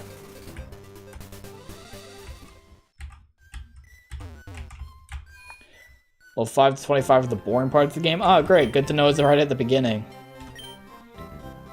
I'd rather have the boring part of a game be in the middle rather than the beginning or the end. Cause like beginning is first impression. You know, you want that part to be good. Chances are your final opinion of a game or anything will be formed by the ending. In large part, because like that would be like the last thing you remember. The most recent information you get. So you want to make sure you nail the ending. The middle part, you can do whatever the fuck you want. First 20 level, they're just a lot of use tackle, use bound, use stab, super effective move. Oh, yeah, you're talking about regular Pokemon games, yep. I mean, to be fair, does it ever grow past that stage? In a way, you're still using stab, super effective moves every chance you get. And if not, whatever basic ass neutral damage move you just have in your arsenal.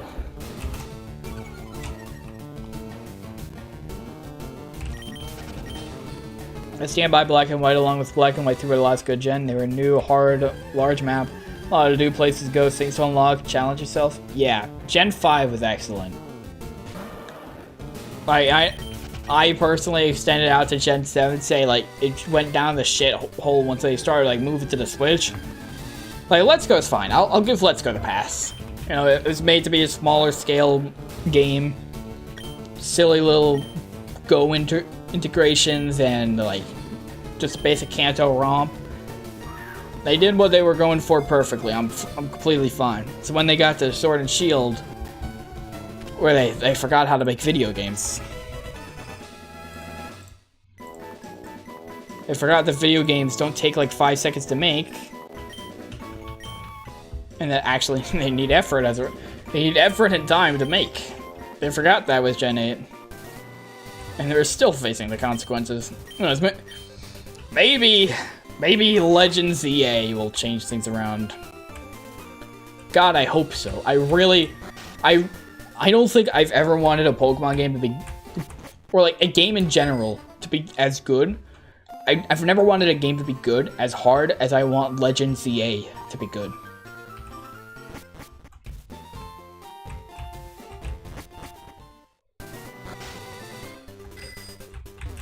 Yeah, one thing I did like about Gen 8 is like how it did the gyms. Open to Celadon, by the way. Like, I think Gen 8 might have perfected the idea of the gym challenge. Because it's not just like me going around the country and fighting the gyms all alone, just me and my rival. It's like a proper competition, you know, like everyone's fucking doing it. Did I increase the counter for Growlithe? I don't know.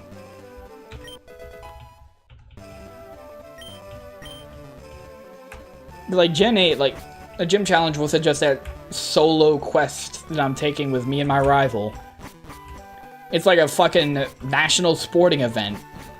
You know, they got stadiums of people watching as I'm fighting the giant Eldegoss or whatever, Dreadnought or whatever. That's cool. I like that. It's the audience cheering on. You know, that's sick. I love that. It makes it feel important in a way that no other game has.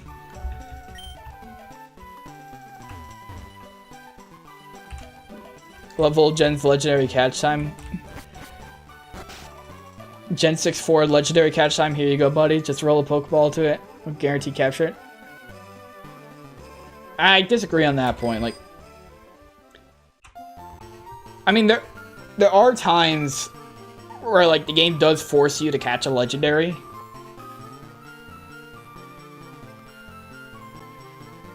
Like, you know, even Gen 5, like, you can't progress the story unless you catch Reshiram and Zekrom. Unless you somehow got, like, a full PC box. What am I doing it here? I don't need to be in here. Right? Like, there are times where, like, you know, it's like the story requires you catch a Pokemon. Usually the box art legendary. You have to catch... You know, like, you have to catch Reshiram and Zekrom. You have to catch Eternatus.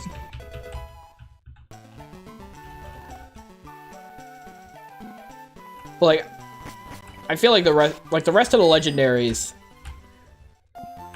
like, if you, like, sure, if you don't save Scum, you do have to beat the Elite Four again to get it. But, like, I mean, that's just a quality of life thing. So that if you fuck up, you know, you don't just, like, lock yourself out of catching Groudon if you accidentally kill it with a crit. If I could just save beforehand. One thing I do kind of dislike is, like, Gen 7 onward, how you get the legendaries. Because, like, Gen 7, every legendary is the same. You go through the Ultra Wormhole, get enough distance, go into a portal, boom, you get a legendary based on what color you went into. Gen 8, all the legendaries, you know, you just get to the end of the Dynamax adventures, boom, you find a legendary. They're all the same. Gen 9, they're just, like, scattered around the world and you have to get the snacks for each one. They're all the same. And I feel like to an extent, you know, like, you kind of have to expect that. You have, what, like, 50 legendaries? You want to make every legendary catchable in the generation? They still burn your Pokeball? Xerneas was not a guarantee. No. No, the legendaries aren't guarantees. Rayquaza did have an upped catch rate because you are required to catch it. The Pokemon that are required to be caught, Rayquaza, Eternatus is a guaranteed catch. But, like, outside of like Eternatus, none of them are guaranteed every ball. Groudon, Kyogre, and Oras, Xerneas, and Yveltal, they still have, like, their standard catch rates.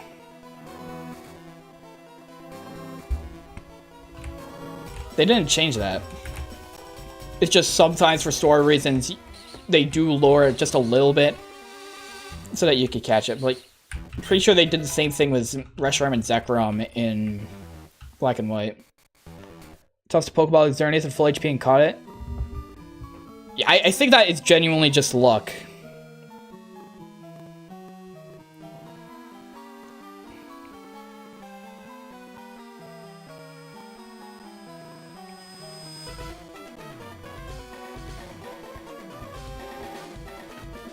Okay, actually, no. Story box art legendaries. Xerneas you are required to catch. It seems like Gen 5 onward, you're required to catch the legendary at, like, the box art legendary. Like, Reshiram in Black and White, Xerneas, Yveltal in X and Y. And in those, like, Rayquaza and Oras, they give them a 45 catch rate. Which means, like, you know, like, it still burns through a couple of balls, but it's not that bad. Outside of them, outside of the ones that are required for the story, that you have to catch them, it is the regular 3 catch rate. So Xerneas, like, it is theoretical that you could... I mean, it's always theoretical. You can get in a Pokeball with full HP. But, like, catching it is the same difficulty as Reshiram and Zekrom. And it's all because of story purpose. It's not because they want to make it... It's not because they don't want you to burn through your ball. It's because they're requiring you to catch it for the purposes of the story. Therefore, they make it a little bit easier so you aren't spending 30 minutes stuck in a battle that you have to get through just trying to catch a Pokemon.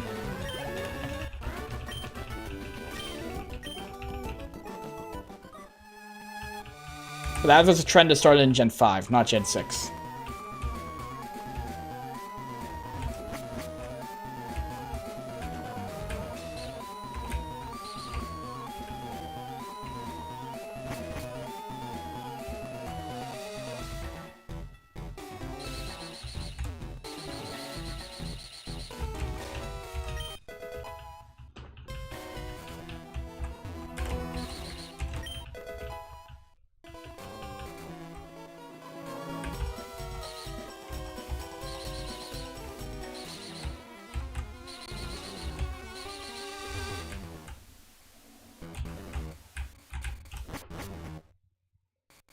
Have you ever been a fan of legend catching in any game?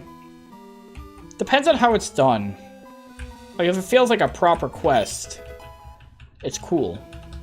When it's just to, like, do Dynamax adventures over and over until you get it, you know, it's boring. I sleep. I feel like Oras was the last game where, like, they actually made legendary catching feel unique per legendary. You know, it's fun.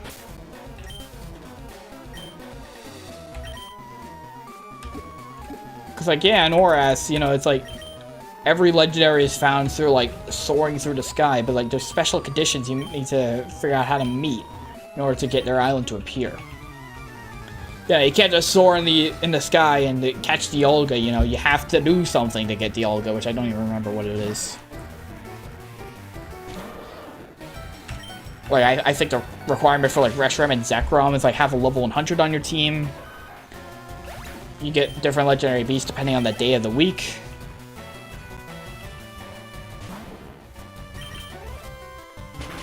And, like, again, like, I think a part of it is just because of how many legendaries there are. You have, like, 30 to 50 legendaries in a game. Where the fuck you gonna put them all? Like, with Oras, they wanted to make the National Pokedex completable with just Gen 6. Problem is, every legendary from Gens 2 to 5 needed to be in there somewhere. Because it was only the Gen 6 and Gen 1 legendaries in Kalos. Where are you going to put all the other legendaries? They had to figure that out. Hoenn wasn't big enough. They had to work around. It.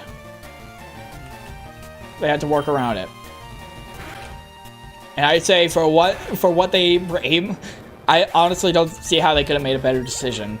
Or, like, a better move. Like, no matter what, it's probably just gonna be, like, do a simple task and, like, an area opens up randomly. Like, all over the fucking map. So at least they incorporated that with soaring, which is a new mechanic. And fun. And each legendary had, like, their own special requirements you had to meet in order to get them. Unlike Gen 7 through 9, where it's just do the same thing over and over until you find them all.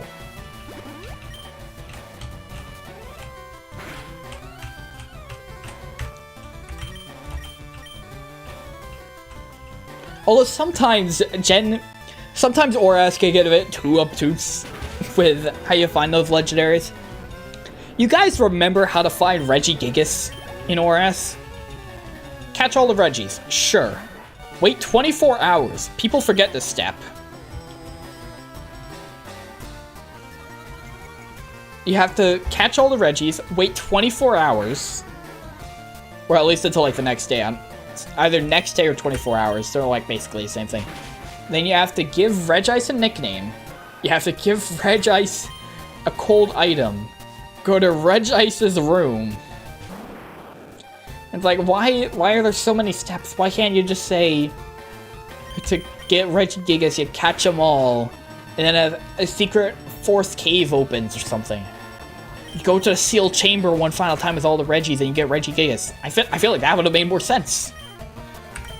But no, they're like, you know what, you have to give a nickname to Regice specifically. None of the others need nicknames, just Regice. And it's like, what did I do? Why? They also didn't think mythicals. I mean, they never consider mythicals, pretty much. I say that, but Gen 6 was actually the first time where they didn't consider, like, where to put the mythicals. It's the first time where no mythical could actually be caught.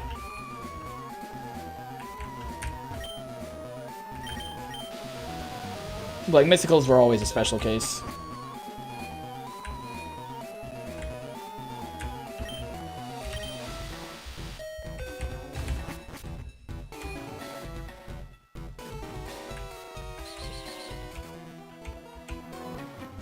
Fuck you.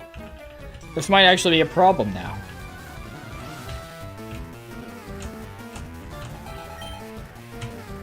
It's definitely gonna be a problem now.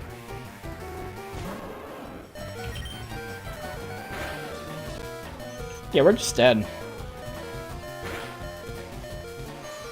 No heals. No heals left in our bag. We just have to deal with this.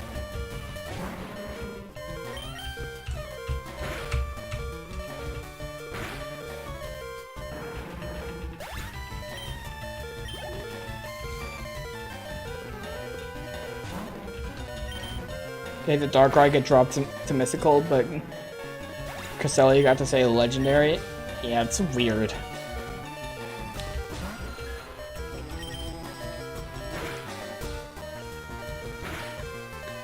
Like, it's a weird duo in that regard.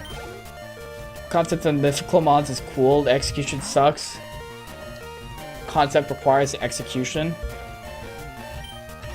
Yeah.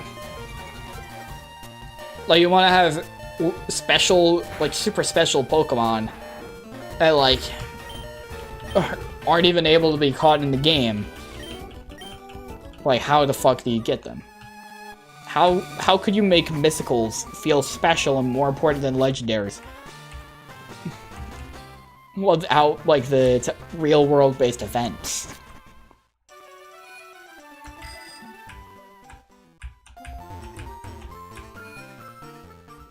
Like, you just make them catchable regular in the game. They just... Like, you make them just regular old catchable in the game. Boom, they're just kind of like regular legendaries. Like how BDSP did it. What, you talking about, like, the Jirachi and Mew that you get for having save files? Or are you talking about Shaman and Darkrai?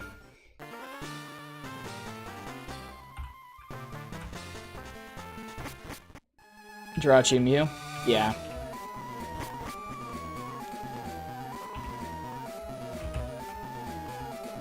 Alright, I already beat you. I don't have to worry about you.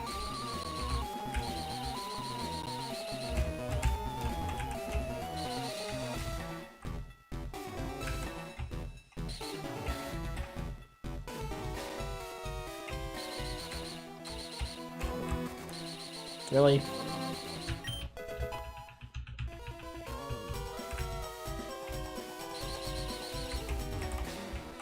I forget Zeraora exists sometimes. I also mix up Zeraora and Zarude. Like, they're both mythicals starting with the letter Z. That, like, I didn't care about either.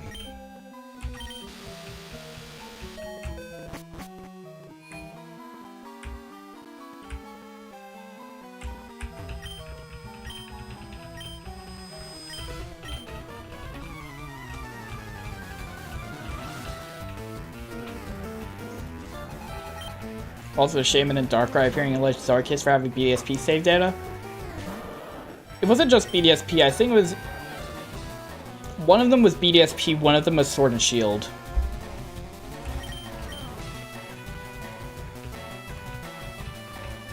I don't know why I did Dig, I'll be honest.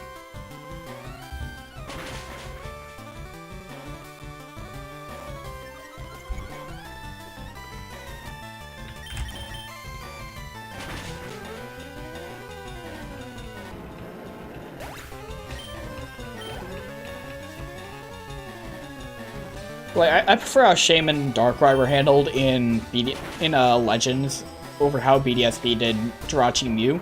Because then, like, at least I'm catching them, rather than just being gifted them. It would make more sense in universe, you know?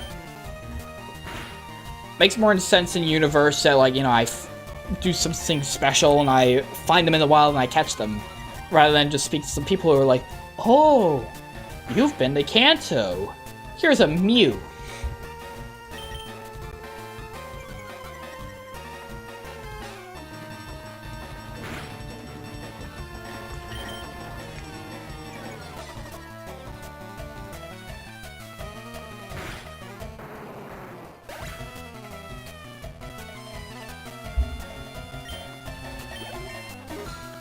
I think BDSP way of getting Jirachi Mew is good though because it required exploration.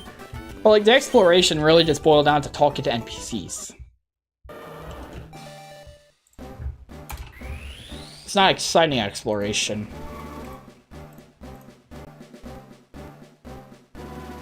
It's not even in a house. It's just some people in Flororama Town.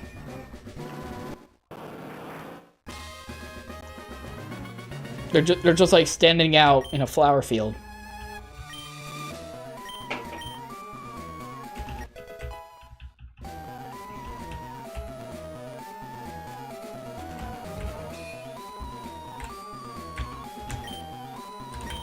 But like I don't like that because like, you know, like not only is it just straight up giving the Pokemon when I always would prefer actually catching it, but also it's so easily missable that you might not even realize you get it. If they're gonna gift the Pokemon to me, they should make it if they're gonna like just straight up give me the Pokemon, they should at least make it obvious like where to go, rather than talking to like some random NPCs in a town. At least do like the mystery gift delivery man in the Pokemart or something. Just have him appear, be like, I see you played Let's Go Pikachu or Let's Go Eevee. Here's a Mew. Anyway, I have got to go, unfortunately. We made good progress today. Really solid progress. We'll continue tomorrow. Tomorrow we'll continue. I'll see you all then.